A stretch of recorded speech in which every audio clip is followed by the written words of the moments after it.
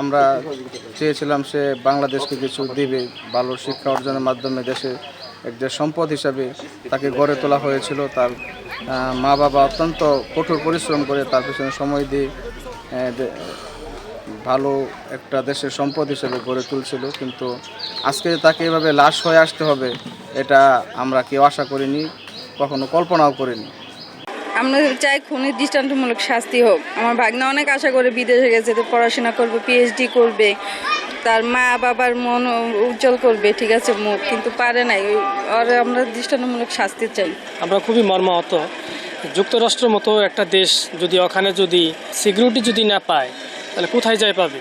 আমরা তো জানি যে সর্বোচ্চ যুক্তরাষ্ট্র একটা সিকিউরিটির দেশ। লিমন যে এইভাবে হত্যাকাণ্ডের শিকার হব আমরা কখনো ভাবিনি। যে একজন এত মেধাবী ছিল যার অন্য কোনো নেশা বা অন্য কিছুই ছিল না। গাজীপুরেই জন্ম, তার গাজীপুরেই লেখাপড়া, এবং সর্বশেষ খুলনা বিশ্ববিদ্যালয় থেকে সে ওখানে থেকে অনার্স মাস্টার্স কমপ্লিট করে যুক্তরাষ্ট্রে চলে যায়।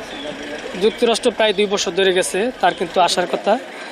এই ঈদে এসে সবার এসে একসাথে আমাদের সাথে ঈদ উদযাপন করব, টিকিটও কাটছে।